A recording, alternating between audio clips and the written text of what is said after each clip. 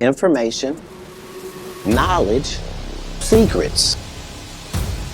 You can interrogate me with torture, nigga. I won't confess at all. So Katt Williams is probably one of my favorite comedians, probably ever of all time. And I actually made it a hobby of mine to go in and challenge myself with different really famous or celebrity figures that I really enjoy. I've challenged myself with just going in and digging on their lives or taking the things they say, fact checking them, or just looking a little deeper into everything about that person to make sure that my feelings about them line up with who they are as a person. It's really good to be skeptical of everybody that's in a prominent position, whether it's a celebrity or a government position, anywhere of power. I just wanted to know in this video, the question for me was, is Katt a Freemason, alchemist? Does he believe in Jesus? I really just wanted to know more about Katt, but specifically, is he in the Illuminati, right? I found some amazing, mind-blowing stuff. This is gonna be a great watch for you. Stay tuned till the end. And the biggest thing to keep in mind is everything is connected. And I mean everything. If you were to read like thousands of books about people that knew a bunch of shit, like you start finding out that it's not really about knowing anything, it's about where to go to get the information. You know what I mean? Yeah. So like when we look at all the ruins all around the world, like we're not seeing ruins of colleges and universities. We're seeing temples and synagogues and churches, and that's where that information was coming from for that period of time. When we went to these temples, they weren't in there singing and reading from a book. They were in there being taught things that they were able to go put into practice. So based off what I've seen through my research, when Katt was really young, he read a lot of books because he was going through a really hard time. I don't know if it was with his dad, his mom, or his living situation, but he basically read books nonstop for probably 2 or 3 years. And during that time, he learned so much that he matured so fast that basically he came to the point all we would in our minds when we were older, but at a really young age, which created this insane thirst for knowledge that would later lead to the occult, which is just simply hidden. And in the middle of you doing it, you realize you only have a certain amount of time. And you're like, God damn it, I'm just starting to figure this game out. I was probably like 5 years old when I had that moment. So I lucked out because it happened to me so early. If you follow information about humankind, you find out that in all parts of history, people were coming to this region for their information and their knowledge and their things that were forbidden, and these were not these were the highest of human civilization here. Not even comparable to anyone else. No. Nor since. Nor since. Now or Nor since. Right. If you follow that information pathway, it leads you to this character called Thoth. And the emerald tablets, literally mind-changing and mind-blowing, because you understand when this was written, the terminology being used is far too accurate for now. Hidden knowledge, occult knowledge, hidden. And obviously these people who reach these points of information and knowledge in their lives are prime candidates to join the Illuminati, or more simply put, to become famous and be in the spotlight, to give messages or to be figureheads of specific propaganda or other reasons that this industry would want you to be a part of it. Katt gets in and he explains that there are 2 different types of people. One person wants to help everybody, and he says they eventually get to the point where they're never satisfied because they can never help enough people. And he said there's another type of person that sees people as a commodity and makes money off those people. That's the difference between those of us that want to know the world's mysteries and conspiracy theorists. Like, there's nothing to a conspiracy theorist because you're not producing what you're using. But these world mysteries, like, that's harder to do. He never tells you where he's at, but I'm going to prove to you he's simply one of the people who wants to make money off people, and that's just because he wants to feel fulfilled. He's in it for himself, and that doesn't make him a terrible person. He's just not on our team, and he's not helping us. He's just out here getting paid to push an agenda to make the line in the sand thicker, so that way when the Civil War pops off, it's more people on each side, more people fighting, more chaos. You know what it is. Williams. Katt Williams, a.k.a. Money Mike, a.k.a. Pimpin', a.k.a. Dipset Bird Gang. Oh. Act like you heard about it, nigga. Oh, for real? Oh, for real? Yeah, believe that. No, really, nigga. No, really, nigga. Oh, No, really, on the come up. No, really, nigga. Oh, no, really, nigga. No, really, nigga. On the come up, nigga. Come up, nigga. Hey, that's very funny, man. On the come up. Yeah. All day. That's my answer to niggas. Nigga, what you doing? Nigga, I'm on the come up. Man, What you doing tomorrow, nigga? On the come up. Yes, sir. Act like you heard about it. So on the surface, Katt obviously seems like a pretty chill celebrity. He doesn't have a lot of Illuminati stuff going on that you can see, but digging, I found a lot of symbology I'll get into. He really doesn't think it makes sense to help people, which I understand, but at the same time, in contrast, I'm the complete opposite. I believe in helping people no matter what until I die. And just to get in to prove to you this is where he's at, a couple things to keep in mind. When he went on Joe Rogan, he came out and said that he bought this new Rolls Royce. It's a Spectre. Hey, Katt! And it was $450,000 out of nowhere. He also bought this insane chain, bracelet, and ring. We'll get into the symbology there, but all of this money out of nowhere, and then he just comes out and starts speaking about this stuff on the podcast. To me, it just shouts that he got a payment to come out and speak publicly to try to stir stuff up. And why wouldn't he? He's just coming out here speaking about the truth, right? He's not lying to people. He's just kind of stirring the pot and getting people, hey, either wake up or don't. That's basically what he's doing. And that's because they're about to spark off a war between both sides. Now, he mentions things in the Joe Rogan podcast like saying the word GOAT is really Baphomet and that people are normalizing it. Somehow, calling people the GOAT would be normalized in the ritual of Baphomet, the transgender, to show allegiance to him. But at the same time, he literally has a clothing brand that says GOAT. He's actually worn a hat that says GOAT, okay? So what he does is, and I'm gonna get into this, he says the truth, but then he does the opposite, basically hypocritical. And that's literally what folk means, which is what his chain means, which is what I'm gonna get into. His clothing brand also has owls, right? And owls is a symbol just like OVO Drake. It's a symbol for Moloch. That's the owl at the Bohemian Grove that they worship. Bohemian Grove rabbit holes. I went there once. Bones. I got kicked out. Did you? You went to the Grove? Yeah. Oh shit! Why'd you get kicked out? Weird. Fucking weird. I punched a kid in the head. You punched a kid in the head? In And- Bohemian Grove? Yeah, it turns out this fucking kid was an infiltrator. So then after that, I was kind of this hero. Like a year or two later, he'd come back. I was like, I'm not coming to your little fucking weird party out in the fucking woods. I was like, I went once. It ain't that cool. We're sitting on this fire. You have these little, they're kind of like tree houses or campsites, but they're really nice. Everyone has a private chef. Got like, you know. Really? Yeah, you do share a room. Me and Jimmy John shared a room. That was fun. I was at the owl statue. This is fucking hilarious. So I'm there on day one, right? And we're drinking beers. Like, it's pretty laid back. There's some really cool talks. I remember this dude talking about shooting asteroids out that might hit the Earth in so many years, shit like that. I'm like, fuck, this is cool. But the first day, it was the first evening, and you gather around whatever, the owl by this lake, if I remember correctly, which could be a little hazy. It was a long time ago. And like, I've heard about this place. I'm like, this is some real secret ass shit, man. I can't believe I'm fucking here, right? And it's just a trove of celebrities. Fucking everywhere you turn, it's just fucking A, fucking A.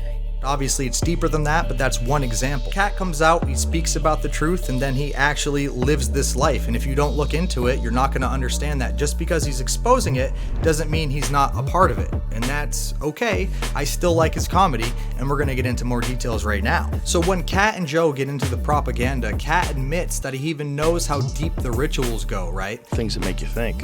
There's so much information that people are just constantly consuming. This bullshit information like TikTok and nonsense that just passes you by. Get your attention. Right. Yeah. Which is what all of this is about. Mm-hmm. From the Roman Colosseums Yep. to, it doesn't matter, Yeah. The Roman King Colosseum's Arthur's court time, like, That's the first viral videos, right? Like that's right. All of these things are connected in these higher upper echelon conversations. I'm saying you see the same conversation with Tesla or Da Vinci, or information is what is limited. All right, so look, here's the deal. They have been desensitizing us since we were born. And I'll give you some examples. Let's start with the big one. Let's start with words we hear all the time and never even think about. Let's start with the word entertainment. To entertain. What does that mean? To bind or hold. To bind or hold what? An audience's attention. Okay, now let's take the word Hollywood. Where does that come from? Well, Hollywood comes from the holly tree. And the ancient druids back in the day used to take the holly tree, make wands to weave spells, cast spells, or channel spells. And when they needed help, they would consult the magi's or the mediums of the day to help channel their spells to the population. We'll cut to today. What do we have in our houses? We have these black boxes. What are they called? TVs. But if you stop and you say the word television, and when you turn on that television, what do you get? What's the first thing that pops up? A list of channels. And when you turn on those channels, what's on those channels? Programming. They are programming you. They've been programming your whole life. You don't even know it. They do it with your music. They do it with your TV. They do it with your movies. They do it with your games. They have been programming us and programming you since you were little, and you don't even know it because you don't even question. Understand, this is not being consistently done. This is being done.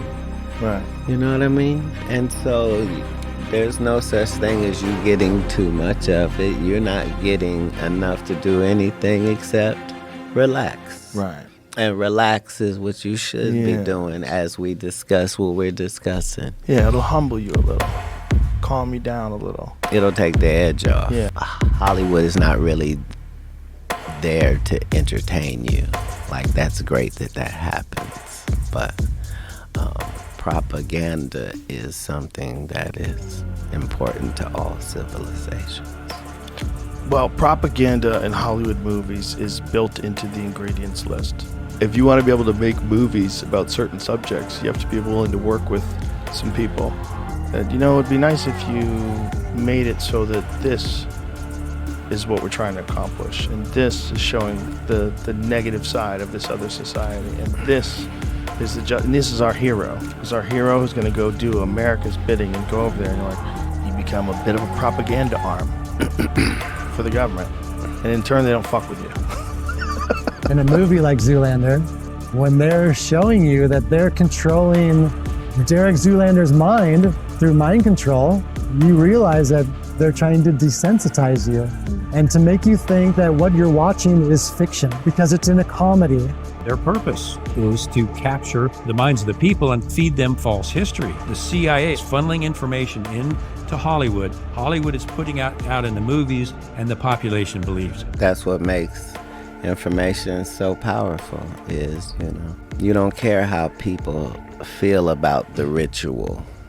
It's about, does following the ritual work? Those movies are successful, and so they continue this relationship.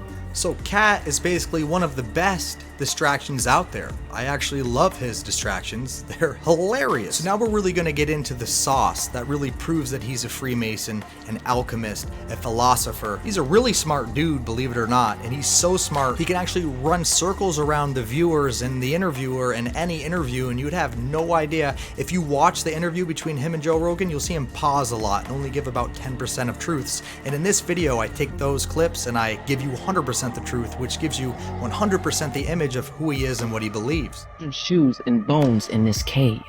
This is Melhauer Cave, and it is the creepiest cave I've ever seen. It was owned by the Freemasons. As you can see their logo on top of the cave, it was supposedly used for annual meetings and get-togethers for members from all around the world. It was being used since 1938. Before the Freemasons took control of the cave, the local Native Americans would say that specific cave was a passageway to the underworld. Coincidence? I think not. And supposedly is where they held demonic rituals. Knowledge of the cave started spreading in 2019. That's when they decided to put the gate up, saying that they were afraid for people's safety because they did have an underwater canal under the cave and didn't want anybody to get hurt. Or maybe they just didn't want y'all to find anything. Because a blogger on YouTube who was exploring the cave found a pile of bones and children's shoes.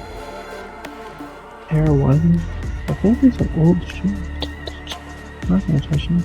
They're cool. See the bones. Now, an excuse from one of the members that was given was, it was most likely either animals that brought the shoes and bones in, like small critters, or the underground canal flooded and brought them in. They also blamed the vandals who would break into the cave for the shoes and bones being there. But people believe something more sinister is going on. I mean, why wouldn't they? Over 500,000 kids go missing every year in the United States. Suspects in California are accused of running a fake police department and put under arrest. One of the suspects even works for California Attorney General Kamala Harris. I'm 48 Hours Crimesiders, Michelle Sagona. The ruse began in January when the San Diego Sheriff's Office says various police chiefs in Southern California began to receive letters from the Masonic Fraternal Police Department. The letter said specifically that David Henry was now the chief and he was requesting a meeting with each agency.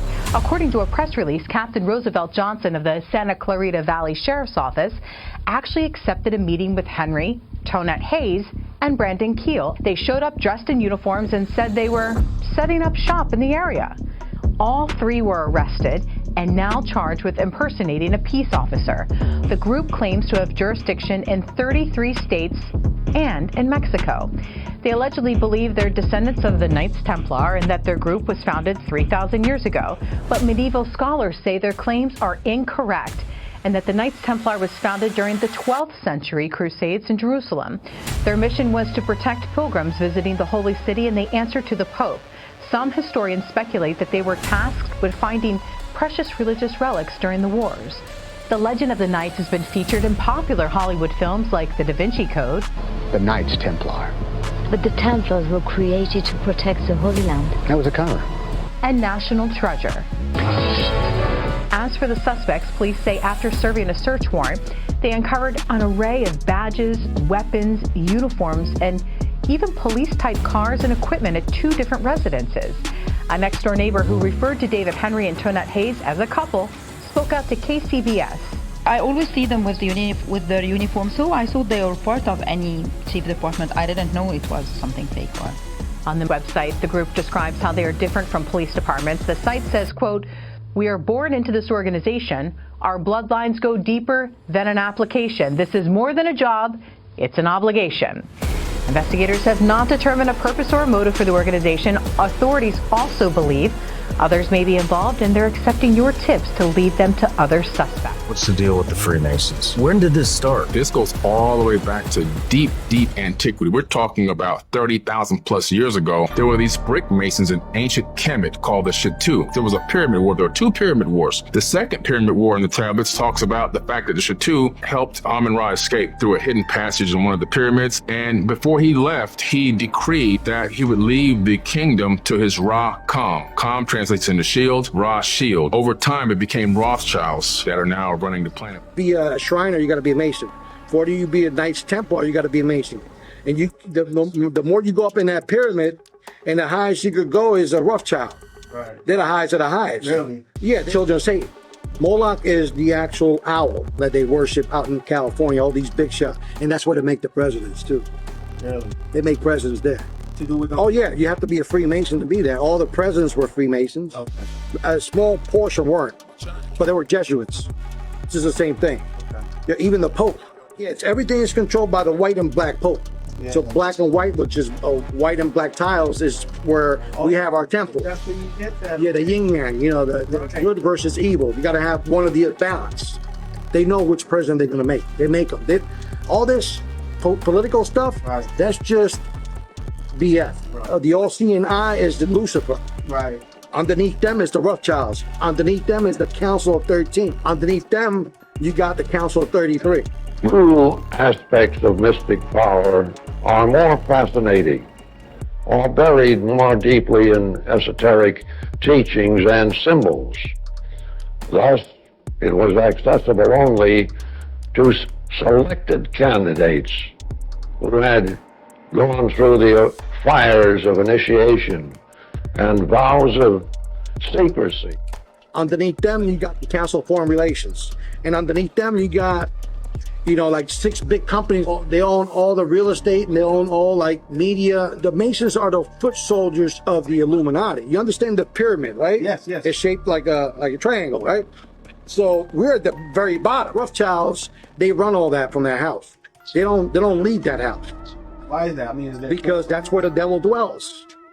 The devil could only be in one. Well, what's wrong with being a Freemason, right? Well, a lot of people see that a lot of elites at the top are all Freemasons, and it ties into Skull and Bones, it ties into the Jewish Kabbalah, it ties into Satanism, it ties into a lot of things. And basically, we see that a lot of low-level Freemasons don't see what's going on until they're in it so long, have built their brotherhood up so much that when they get told the truth, they will still stay in there, right? So the truth at the end, when they realize, is that they're really worshiping Satan 100%. There's pentagrams. They do say they have the Freemason, the Masonic Bible, but I promise you they do not believe in Jesus as the focal point. This man grills a 32nd degree Freemason, asking him who his supreme authority is.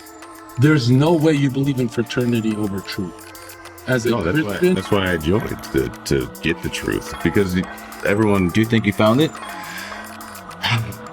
That's a no. No. That's a no. That's a no. You went through 32 degrees, you haven't found anything? 30th, 31st, 32nd, 33rd. You guys adhere to a supreme authority named Lucifer on page 321 of Morals and Dogma. I'm pure and virtuous and wholesome and innocent. How can you say anything bad about me? Sir, you need to be born again. I am born again. Now, did you just say that you are Lucifer? I am Lucifer. Okay, define Lucifer for me. Pure, virtuous, wholesome, innocent individual that's out to help people. Lucifer is? Yeah. Say that again. Lucifer is a pure, holy... Virtuous. Virtuous. Now, is he the Lucifer that God created?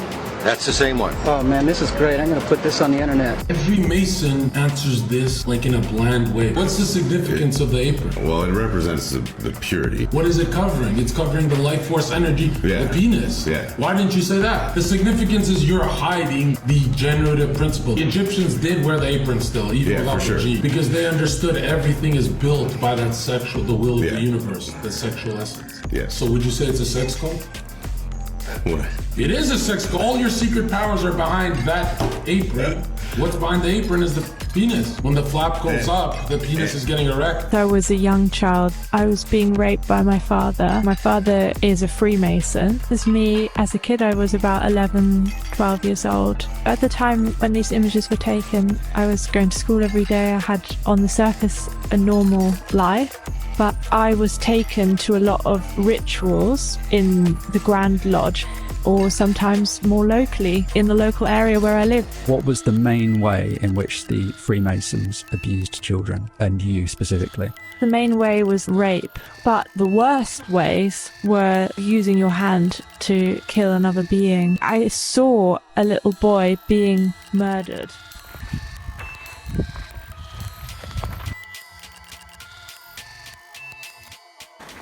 Yeah, Dad. Check it out. Seriously, this is more than a little disconcerting. It's just a pile of shoes and some bones in there. There's like bones. There's bones. A pile of shoes and bones. There's like ribs and stuff. That looks right there. That's a bone right there. Actually, there's quite a few bones. Ben Franklin, they found tons of bodies in his... Ben Franklin was a serial killer? No, he was like doing some weird shit. Was Ben Franklin's basement filled with skeletons? Repairs on Franklin's old London house turned up 1,200 pieces of bone from at least 15 people. For nearly 2 decades. By the way, this is from the Smithsonian. Damntripoli.com. Yeah.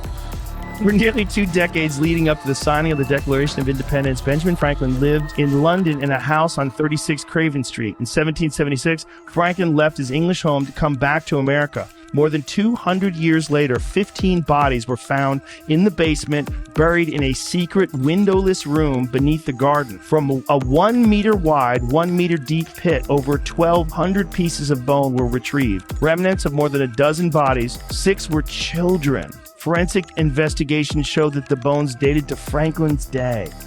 Holy shit. And this evening, getting under the skin of the Ivy League, those 8 old, definitely distinguished colleges that are known for their ivy-covered buildings and their sometimes superior attitudes to other colleges and universities, which often gets under the skin of people who went elsewhere. Yale University is 300 years old this year, and were you to visit its campus, you would see that it still has exotic clubhouses, which look like tombs where Yale's legendary secret societies meet. Their prestige and importance have largely evaporated, but the rituals are still a secret. And so when we heard that some enterprising characters had managed to spy on the famous Skull and Bones Society, well, we couldn't resist. Here's ABC's Dan Harris.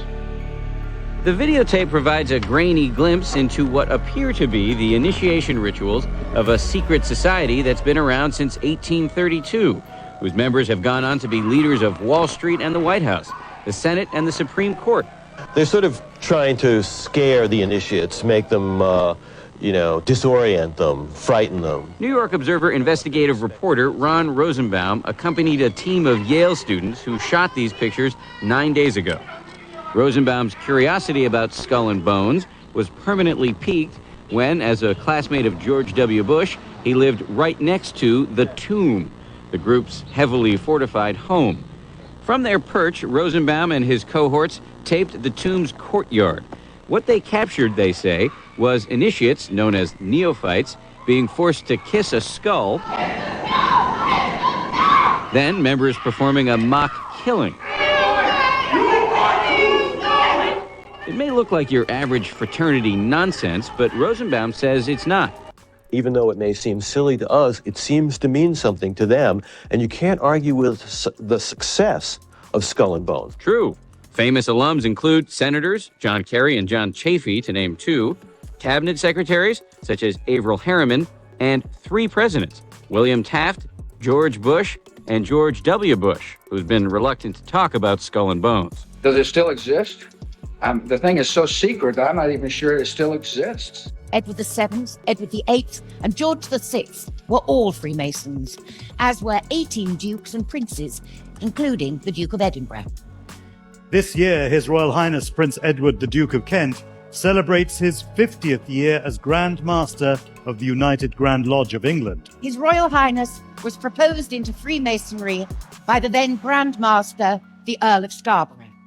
He was initiated into Royal Alpha Lodge number 16, an advocate for the craft all over the world, continuing 3 centuries of distinguished royal tradition at the very heart of English Freemasonry. Order, brethren, to receive the most worshipful, the Grand Master.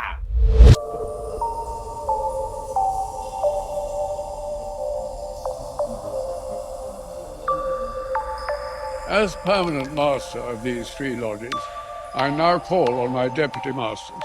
I was a young child. I was being raped by my father, but it got a lot worse as I got older.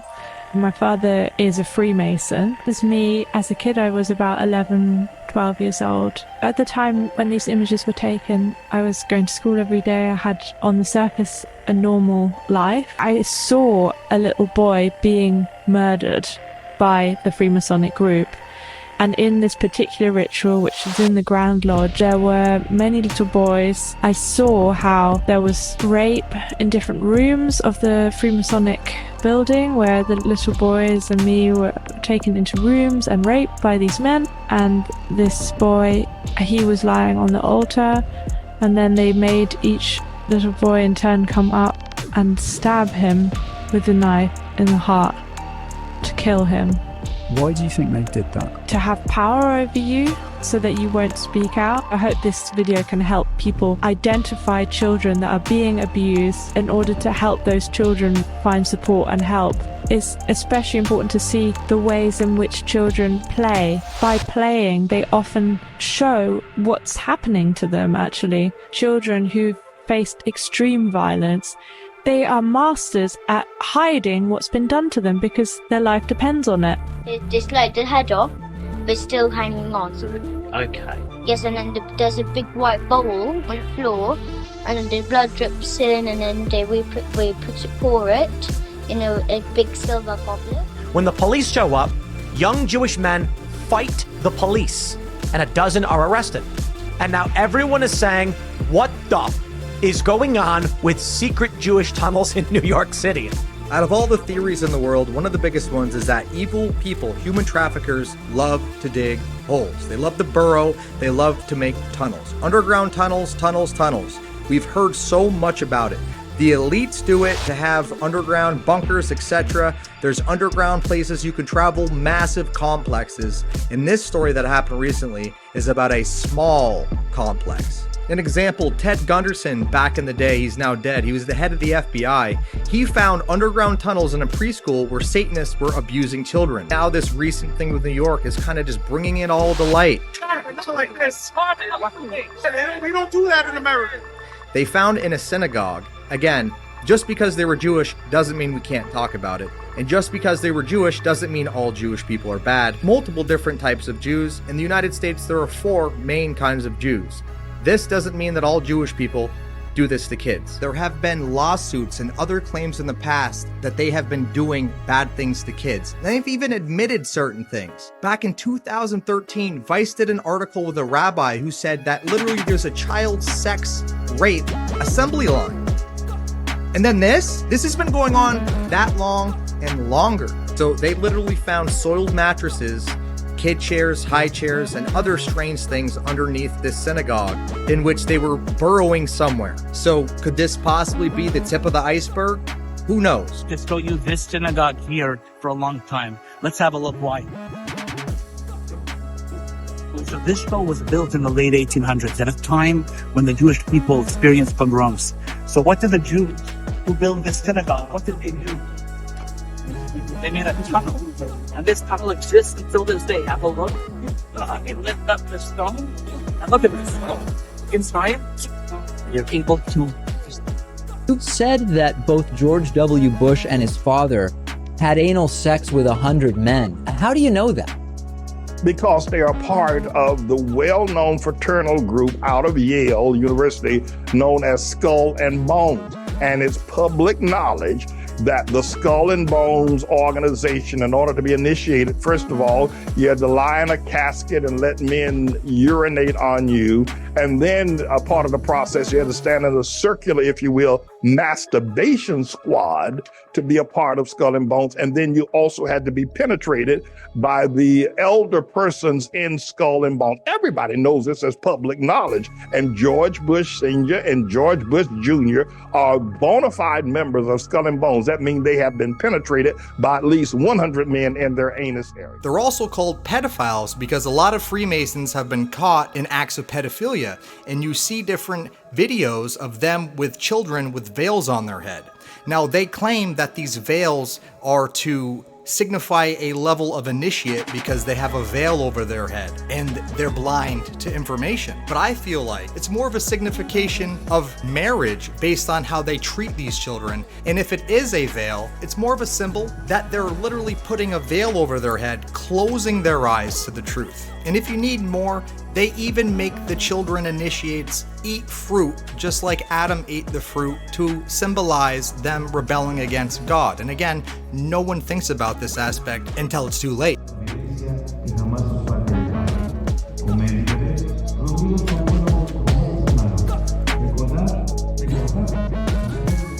So when you're a Freemason, you basically become illuminated, therefore Illuminati, once you reach a high enough level. So the question we have is Katt part of the Illuminati? Is he a Freemason? Does he practice alchemy? Most alchemists, if not all, were all Freemasons, right? Alchemist, Freemason, Illuminati. They all go hand in hand. While these things may seem strange, as we look into the past, we find this sort of thing has been going on for years. The Catholic Church is well known for their systemic abuse of children worldwide, and baby farms were thriving just 100 years ago. So during the Joe Rogan Katt interview recently, Katt told Joe that he was too dark and said that Katt was illuminated. And again, the way he said this, you could think that he was just speaking in general, not about himself or to Joe, but I know the way they work and they double speak, and he absolutely meant this. That's why I can speak with impunity about the Illuminati, because I know who you would have to be in order for what I'm saying to bother you, number one. Right. Number two, I know your big secret. I know that you're not the Illuminati, I am. So, you can't be illuminated, you're too dark. But the difficulty is getting people to believe something that they don't want to believe. And in each of these cases, this is where the money is. If you're just a capitalist, it is find something establish a value for it and make sure that that includes your profit and make sure people really want it. Right. It's very fundamental. Interesting facts. Mount Hermon, the highest United Nations base in the world, sits on the peak of Mount Hermon, which is where the fallen angels landed according to the Book of Enoch. This is where the UN got their color blue from, as fallen angels were also Hindu gods which were blue. In year 1666 of all years, Louis XIV of France declared the meridian points, where 33.33 degrees east by 33.33 degrees north of the equator sits Mount Hermon. Keep in mind, a third of the angels fell from heaven, or 33.33. Also, 33 is an important number in Freemasonry. It's also interesting that Hermon means forbidden place in the Encyclopedia of Britannica. So all throughout this interview, Katt basically hints to as above, so below, which is one of the ancient tenets of Freemasonry and the occult knowledge. He also doesn't believe in Jesus in the Bible in the traditional sense, or even as a focal point. So Katt says that Jesus actually went and learned occult information and knowledge in Egypt. So I obviously had to do some digging. So according to a specific text discovered in 1773, early high-level Christians wrote this text to preserve the teachings that were not in the mainstream of the Bible. It's called the Pistis Sophia, which is translated to faith wisdom or faith knowledge in Greek. This text gets into the origins of the universe, the origins of the divine realms and the orcons, and the nature of the soul and the path to enlightenment. This is typical alchemist, Freemasonry, occult information, not necessarily bad, all depends on what you do with it. Even if you're just following Jesus, okay, so you believe that he was perfect and that this was how he grew up and got it. When it comes to him going to get information, he went to this specific place that we're talking about to get information and to get taught. And that's not a hidden fact. Like, it's been that way. When Jesus disappears out of the modern day Bible at the age of 12, where does he go? He ends up in Egypt. And so but he was there to learn the Egyptian mysteries, the ancient mysteries. From who? From Thoth the Atlantean. Then from there he left and went to Tibet to learn Qigong and Reiki. And that was confirmed by the Dalai Lama. And then also he left from there and he went to India to learn the mystic arts, teaching reincarnation all the way back. God of the Bible says, I call my son out of Egypt, and then he appears riding in on the back of a donkey as a grown man. This is literally mimicking what he learned from Thoth the Atlantean's teachings. Thoth, T-H-O-T-H, and he's known as a wisdom keeper. The long beak nose. That's him. So religion started with Thoth?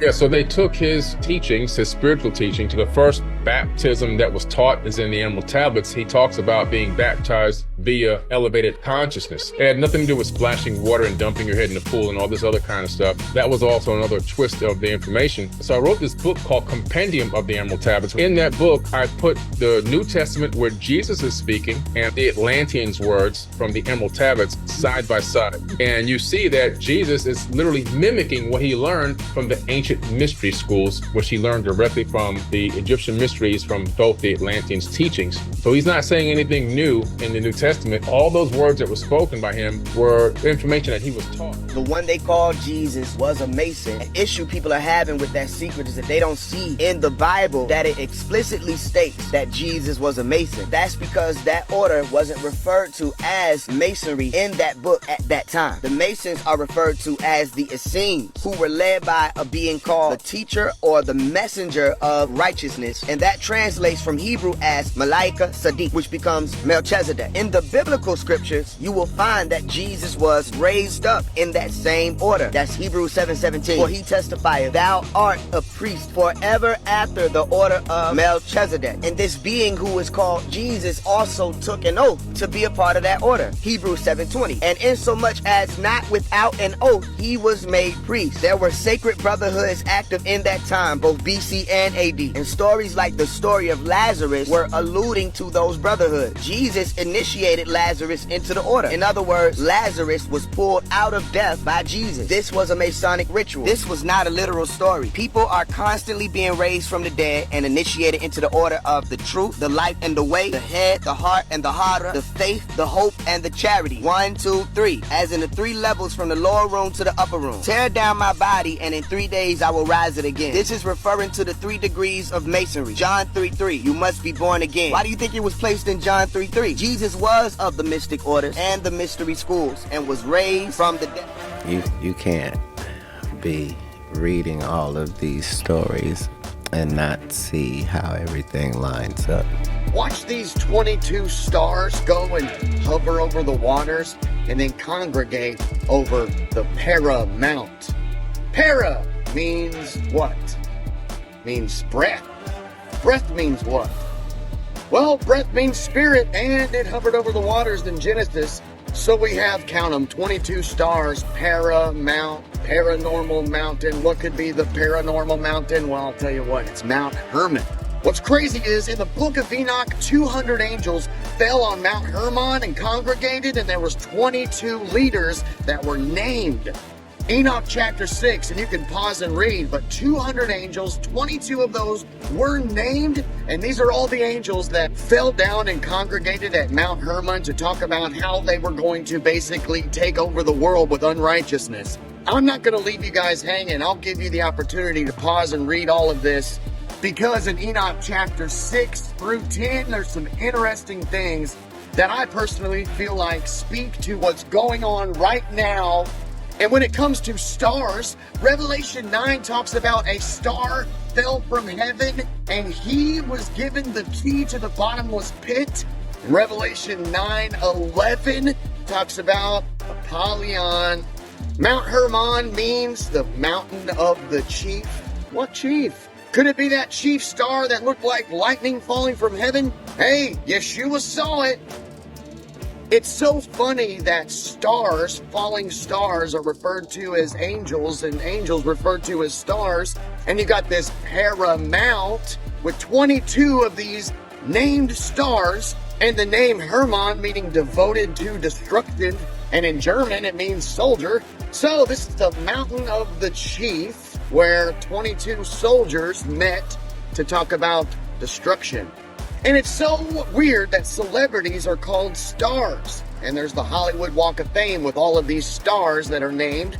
I'm wondering if these fallen angels have inhabited bodies and taken over to bring more destruction to the earth, because it seems that Hollywood and the music industry, they all promote unrighteousness and ungodliness, and it's like they're trying to spread it across the world. So Katt also gets into the Book of Enoch and the Emerald Tablets. He thinks the Anunnaki were black, the original people. The Book of Enoch is basically the same as the Epic of Gilgamesh. It's the same in Hindu mythology, pagan Roman mythology. It's basically the foundation. Apparently the Watchers, who also were known as the Gorgori or Shiny Ones, were known as God's children or the fallen angels, also giants. The ancient law of the high heaven strictly forbids us from interfering with the mortal world. Yet you have done so brazenly. All I am guilty of, Imperius, is bringing justice, while you hide, cowering behind your throne. Silence! These Watchers told an Egyptian sage Hermes Trismegistus to write this book. He was also known as Enoch. And apparently Anunnaki, the fallen ones, the fallen angels, they actually need to drink human blood to survive. Azazel, one of the worst Anunnaki, or the worst fallen ones, one of the worst Watchers, Azazel took God's classified information and gave it to the humans. That includes the black arts, weapons, even makeup, and astrology. It also led to fornication with humans and a whole godless era. It is a good book to get into. Emerald Tablet, also known as the Smaragdine Tablet or the Tabula Smaragdina. Boy, I fucked that up. It's a Hermes compact and Trismegistus. A cryptic hermetic text. It was highly regarded by Islamic and European alchemists as the foundation of their art. Though attributed to the legendary Hellenistic figure Hermes Trismegistus. How do you say it, bro? How'd you say it? Trismegistus. Trismegistus. The text of the Emerald Tablet first appears in a number of early medieval Arabic sources, the oldest of which dates to the late 8th or early 9th century. It was translated into Latin several times in the 12th and 13th centuries. Numerous interpretations and commentaries followed. So what does it say, though? The Egyptian god Thoth. Okay, it says beginning in the 2nd century BC onwards, Greek texts attributed to Hermes, a syncretic combination of Greek god Hermes and the Egyptian god Thoth, appeared in Greco-Roman Egypt. Those texts known as the Hermetica are heterogeneous collection of works that in the modern day era are commonly subdivided into two groups: the technical Hermetica, comprising of astrological, medico-botanical, alchemical, and magical writings, and the religio-philosophical Hermetica, comprising of mystical philosophical writings. Holy shit. Is this weed talk, Joseph? No, this is so legit. So legit, my man. So this dude was probably an alien. Dude, first of all, there are no probablys. Yeah. That's the benefit once you hear it or read it, is the fact that it's given in first person, and that's not possible. The things that are being said are impossible. Enough time has passed, though, that it's not like that. But I'm going to read that. He literally says, hey, there's a spaceship on Earth, and this is where it is. So Katt really believes the original people were black, and I agree with him. There is a lot of things supporting what he says, and it lines up with what the Moors believe, which is that America was originally Morocco, and the original people were quote-unquote copper-colored. And there's a Supreme Court case saying that the Moors are the oldest indigenous culture on Earth, and that was in 1995. The Greatest Story Ever Told, a book written by Lana Cantrell, said that we all originally had green skin and were copper-based. Now again, this could be black people, or it could be lizard people, or just green humans. First black president. Well, Barack? Get off the chair. Who's our first black president? Who's our first George Washington? Abraham Lincoln. Oh, Abraham Lincoln was a Melungian. Wow. He was part black, part white, and part Cherokee Indian. Wow. You didn't know that, did you? So boom. I think this is the real picture of him. I'm not going around saying that the other picture was him. Well, it's true. A piece of American history that centers around Annapolis. Here's 11 News reporter Kate Amara. A collection of signed documents newly acquired by Sam Brown and his family. One document for each of the 14 presidents of Congress before George Washington. I think it's important. I think it's phenomenal. I think that when you sit and talk about it, people don't realize that there were 14 presidents in a 15-year period. I found out there were 8 presidents before George Washington. I wanted to smack somebody. You know, I wanted to know why I was taught otherwise. Just tell me the whole story. I'll fill in the blanks. I think I also recall him saying that Barack Obama wasn't the first black president. So I started looking this stuff up and found out there were 14 presidents before George Washington and 7 black presidents before Barack Obama. The first 7 presidents of this country were black men. Surprise, surprise, surprise. And here are their names. I was really frustrated as a black person that we weren't included more in the Bible, right? I felt very good when I found that some of the books of the Bible that were banned because they had black guys in them. Really? What books of the Bible? This is the New Testament? Is this when they were You've heard the book Constantine? You've heard about the book of Enoch. Yes. Right? If you know that book, it says that Noah was an albino. You abandon your birthrights and constitutional protection. Americans are not idiots. Book reference, America. From Amerigo Vespucci, a Florentine who pretended to have first discovered the Western continent. What? Hold up, run that back. Amerigo Vespucci pretended to have first discovered the Western continent? Did we learn about that in school? No, sir. Uh-oh. Book reference, at the time of the founding of this country, America was called Al-Mordikan because it was part of the Moroccan Empire, known as America. It was transliterated into America by the colonists, and eventually a story was made up that America was named after Amerigo Vespucci. Wow, this is getting good. We now realize that there was a significant motive to hide the history of what had transpired. Now watch this, book reference. American, a native of America, originally applied to the Aboriginals, or copper color races, found here by the Europeans. Pause. So the 1828 definition of an American originally applies to the Aboriginals, or various copper complexioned peoples, found here by the Europeans, which means we was already here. Now hold that thought. Book reference. It is also important to note that the words Muslim, Saracen, Turk, Moor, Muslim, Phoenician, Olmec, Indian, Black, Ottoman, Arab, and others were used to identify Moors. Although words such as Indian and Black are derogatory. Somebody might say, I'm an American Indian, or I'm a Native American. So how is that derogatory? The name of a people must connect them instantaneously to land, history, and culture. Dr. John Henry Clark. Facts. So when you claim to be an Indian, you're in violation of law. Let me show you. United Nations Declaration on the Rights of Indigenous People, recognizing the urgent need to respect and promote the inherent rights of indigenous peoples, is derived from their political, especially their rights to their lands, territories, and resources. What? Lands, territories, and resources.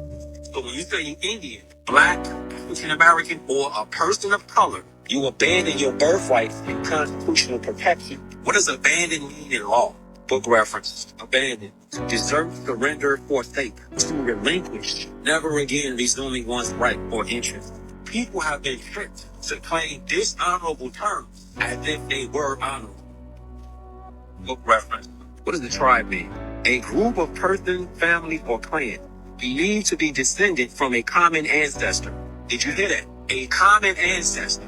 Consanguinity, kinship, blood relationship, descended from the same stock, or common ancestor. Inherit means to take by inheritance.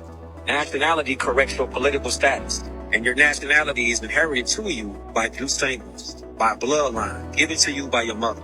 Above electricity and magnetism is what is called orgone energy. Those are bad words. You don't want to say orgone out here to this government and research scientists, because orgone means original. It's organic. It's orgasm. It's organic. It's organic people. And of course, they refer to those kind of people as original people. And what the last thing they want you to understand is who the original people are, and why the original people are, and where the original people are, and when the original people came. None of that will they teach you. But you do hear a word that's used a lot. It's called aboriginal. Never use that word aboriginal if you are indigenous to the planet. Why? Because it means to abhor the original person. Aboriginal means to abhor the original. To abhor means to hate, to envy, to covet, to dislike. Consequently, the word aboriginal means that you have a dislike for the original person. And the original person, of course, is a person with melanin. That's been proven so many times now that if necessary, I won't spend the time with an audience like you to go into that, but nevertheless. The oldest civilization, which they have marked in the Western Hemisphere to be the Olmec, or the Meckian, which you get Mexum from. That was talking about the Olmecs. The Olmecs were the oldest civilization here, and they ran this empire until just recently under various names. The Songhai Malian Empire, the Washito Empire, the Kushite Empire, the Ottoman Empire. All of these were just various names of the same empire, same people, the Moors. Now, the Olmecs being the oldest, they came out of the interior of the Yucatan Peninsula and came up into North America, spreading out along the Mississippi River. As a matter of fact, Prophet Noble Ali states in the oral statements and tradition that it was Moors before the Europeans. Before the Europeans came, there was Moors living all up and down the Mississippi. To Spain, that's another thing. When they say that the Moors from North Africa went into Spain, right? Mm-hmm. We today think North Africa is just the northern portion of Africa. But I just told you, under the Piri Reis map, the map of the empire, anything west of Mali was northern and western Africa.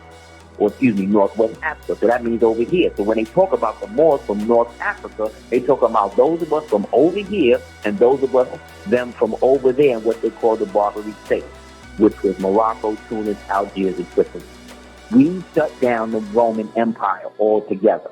It was us on the northwestern, southwestern shores, and then in the far east, that was the Caliphate, and in the far east, you had what was called the Khanate, which was Timor, what they called Tamerlane, Genghis Khan, Kublai Khan, Attila the Hun, the rest of them. So we shut them down. During the Civil War, the Moors went to war against each other. Now, we destroyed ourselves in this. The Europeans did not come here and bring us down. We did that from inside, and they capitalized on the carnage. Do you understand? All of these buildings all around here, as I told in class last night, they're ours. They belong to us. They're ancient, these buildings. There's a whole city underneath this city. They've went and burned all the major cities, the major energy centers on this globe we call an earth. Our ancestors set up these energy centers that we call Philadelphia, New York, Boston, Atlanta, Detroit, right? Chicago, Miami, Phoenix, Los Angeles. They are energy centers. They're not where they are in huge, large cities just because of some coincidence. There's energy and power in these places. The receipt. The originals of the earth. The United Nations recognizes native Moors as being the oldest indigenous civilization on earth. 1995. The Empire Wichita dug the Munya. So this is us. Debate over with. You need some more? No problemo. You see her right there. The late Dr. Empress Vertice Tiara Wichita Turner Golston L. Bay is the great-great-granddaughter of Marie Antoinette, 6 times removed, and the rightful heir to the throne of France, Spain, and England by the royal bloodline. Puckachek, she laid claim to the following land: the Bourbon Estate, also known as the Imperial International Estate of the Bourbon-Habsburg Empire, which includes Western Europe, the Imperial International Estate of the Bourbon-Habsburg Empire, the Netherlands, Belgium, Luxembourg, Switzerland, Germany, Italy, Sicily, Naples, Sardinia, Spain, Portugal, as well as most of North America and the Caribbean, in addition to Central and South America, and all North America west of the Imperial Demarcation Line, 1713. Or British Royal Proclamation Line, 1763. What are you talking about? You ain't Moors. Gotcha. Don't forget. Right. But that's what makes information so powerful is, you don't care how people feel about the ritual. It's about just following the ritual work. You can fool yourself into thinking there isn't one, but the evidence will be clear. So like when I be like, oh, these guys are wearing dresses. Everybody's like, oh, he keeps talking about people wearing dresses. No, it's not. That is a weird thing. It's not like that. Look at it from a different way. Look at it. Show me one person that ever wore a dress in Hollywood unsuccessfully. That's how you understand what a ritual is. The experience that you were getting from church was the fact that it was being read to you. Right. You see what I'm saying? It not what we have currently, where you have the book and they have the book, but this person is literally reciting the word of God to you. Yeah. Yeah. And he becomes the holder of all that information and the only one. All holders of all information are that. Yep. It's like a human pattern that people follow, even if they just run an internet company, even if they run a social media company, they follow that same pattern. He knows the history. He knows that churches used to be the only place where they kept and taught information. There wasn't schools, there wasn't libraries, it was the archive, it was the school, it was the library. That's what churches were. Temples, that's what they were. People would rely on the preachers or the holy ones to give them all information, including agriculture.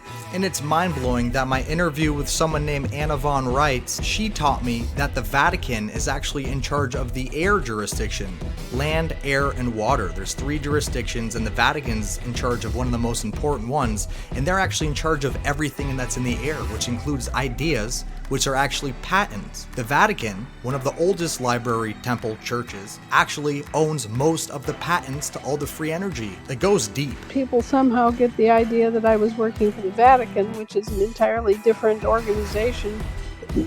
Has nothing to do with the office of the Pope per se. People are ignorant about the church. They don't realize that there's a sacred side and a secular side. They don't realize that the secular side of the church controls the jurisdiction of the air.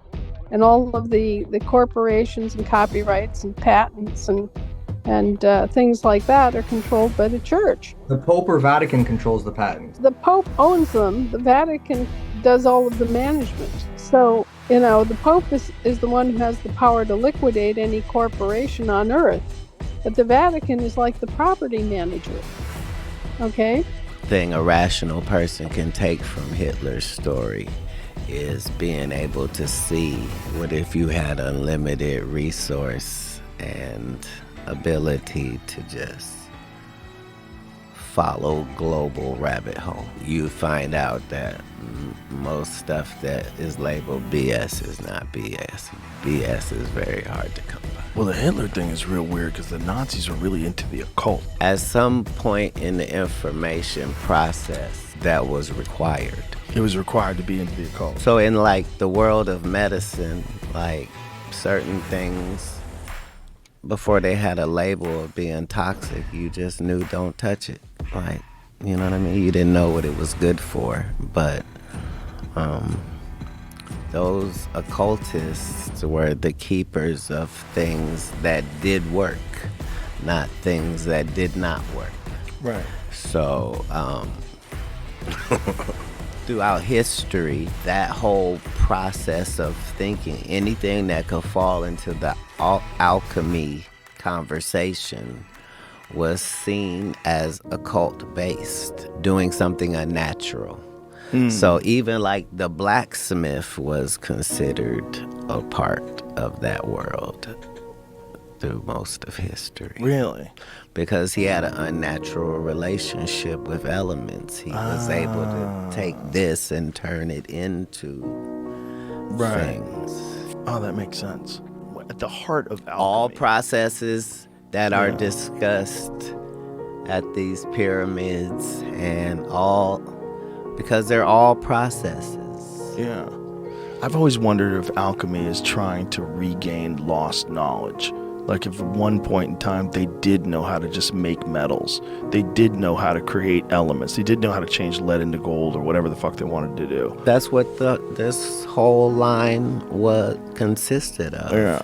But it required money and time, and all royalty, all kings, all great leaders of the world, this is what you paid for, was people that could make things happen. He even believes that not thinking about your birthday or your age will make you live longer, and he fantasizes about being rich and exploring the world, similar to Hitler, but at the same time, he sees a lot of truth in the Jewish culture, in their rituals, in their practices. He says when you look at the facts and not the actual religious stigma surrounding. So Katt obviously is very self-serving, very intelligent. He's chosen the path of Satan, basically, and that is of materialistic items, self-worth, happiness in this life. The most important information in this battle, the difference between Satan and Lucifer, according to the occult beliefs or the beliefs of all the Freemasons and all of the elites, basically everyone in power. They believe one side is Satan, the other side is Lucifer. One side is Satan, and that is the devil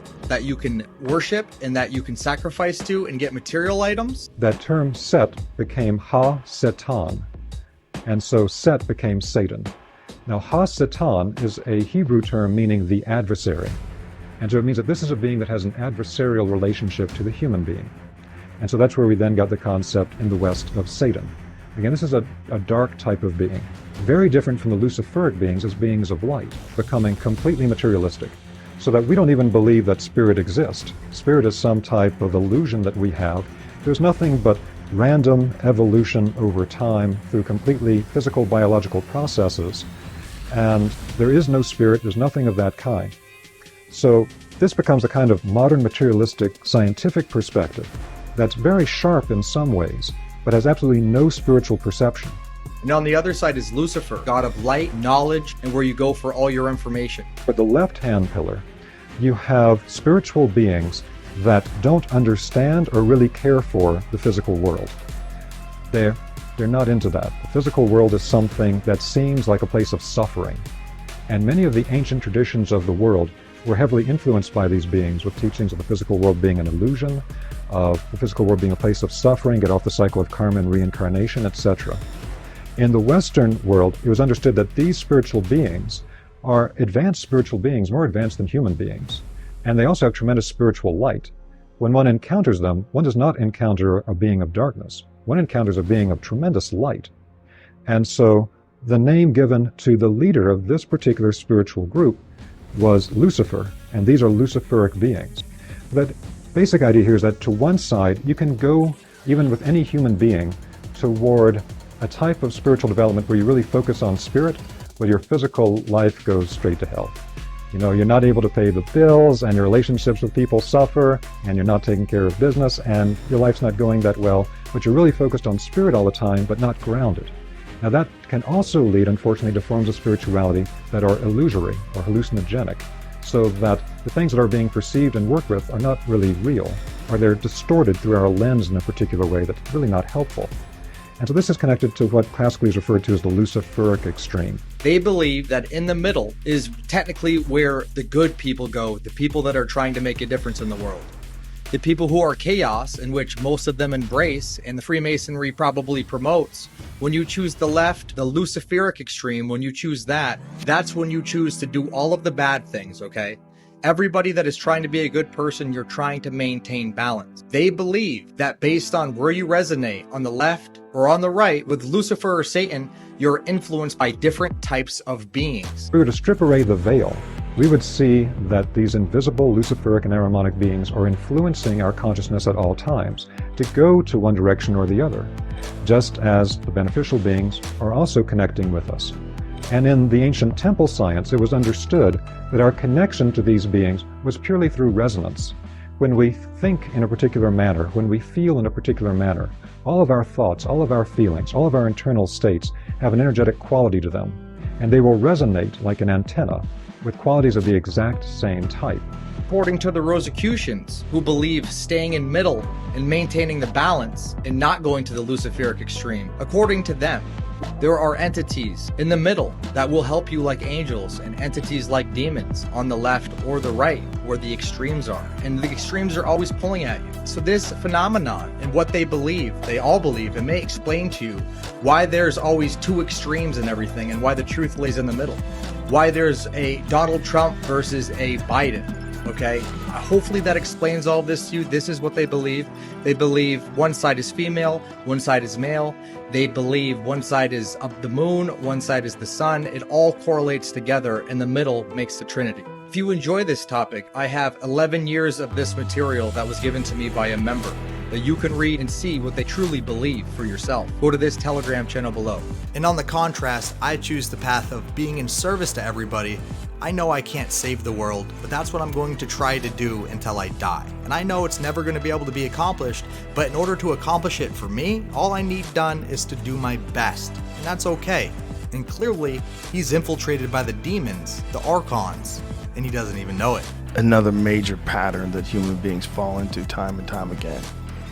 Well, you know, the Jewish people are powerful people on this planet, and a lot of that has to do with the process that they have in instilling in their young people a certain amount of information. And wherewithal and conversation that does not happen with other cultures. They exist only in a few places around the world. They're always important, especially if you look at things from a non-religious point of view. Again, it goes back to information. At all points. Yeah. So I don't know how long I'm gonna live because I'm kind of conflicted about how long people live. 100's a good number, but there's been people that 600 seems. I don't know. Seems like this, but I'm just gonna space it out 7 years at a time. So every 7 years, that's gonna be a life, so I don't waste anything. So I couldn't wait till I got 7 because that was gonna be the start of my first life. Why'd you break it into 7s? Just randomly? I don't know what randomly means. You had a company called Lucifer Publishing to write out the philosophical underpinnings of the United Nations. She turned it into something called Lucis Trust, which still to this day exists at the United Nations as a meditation room with a big black cube in the middle and 1,000 points of light coming through the roof. And she wrote the 10 rules for the one world government which still exists at the United Nations today. And they are, okay, take God and prayer out of education.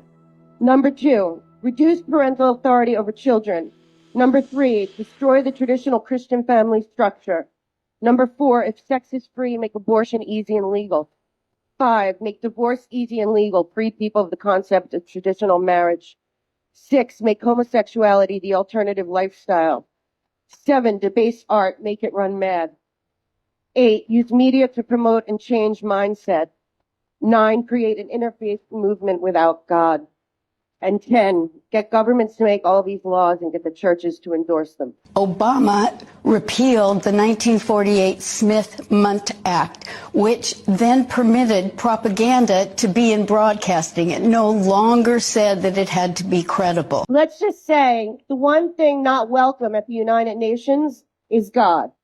And we don't know if we're gonna make it through the circumstances we're being faced with, but if it doesn't fit, it ain't shit. And things in this world are starting to not fit. Right now, we have a perfectly suitable clown running the free world. We got a guy whose advice included things that no decent crackhead would tell you to do with a gunshot wound. The man said if you have bleach, rub it on yourself. Sprinkle something in your eye. If you see any UV lighting, walk in front of it. But these are serious times. The president's a clown. Who gonna say something that makes sense? As for me and my household, I will.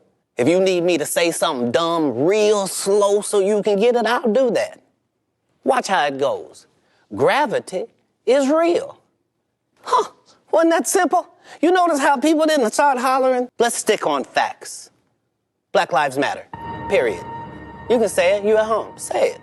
Wherever you are, no matter who's around, just say it. Say it because it's a fact. I want to apologize if some people have seen civil unrest and didn't understand that civil unrest is what happens every time a place is ruled by the people and the people's needs are not being met. Might not be the happy truth you want, but we deserve the truth. Even one of the greatest cities in the world, New York, even they have deep, dark secrets. Some of y'all thought you only had 2 choices, just like this election. You thought your choices was heaven or hell. No, you got another choice. Purgatory, limbo. It's where you go when ain't nobody claim you. You just died and everybody said, you know what would save a funeral? And while that might be unpleasant for some, it's the truth. This is not close to the first pandemic, and here we are again. It's an airborne virus, folks. If you breathe air, put on a mask. And because we can all agree that breathing is important, we can all agree that you putting your knee on a man's neck for 8 minutes, it's just murder. Just televised murder. So now there must be a reaction for that. I'm not gonna hide in a bunker. Time to get a bunker. Seems like it might be a good time to get a bunker. I'm on the front line with you.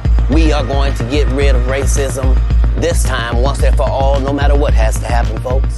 It only must be identified and then worked on. It's time to make changes, folks. You can make them there at your own home. Thank you all. Have a good day. Be kind to your neighbors. If you see a sign that says Black Lives Matter? Say out loud, white friends. Sure do. Watch how quickly things start to change in the country. Anyway, it's been a pleasure to be here. If you got some information out of it, I appreciate that. I have already done more than an elected official. I thank you, and good night.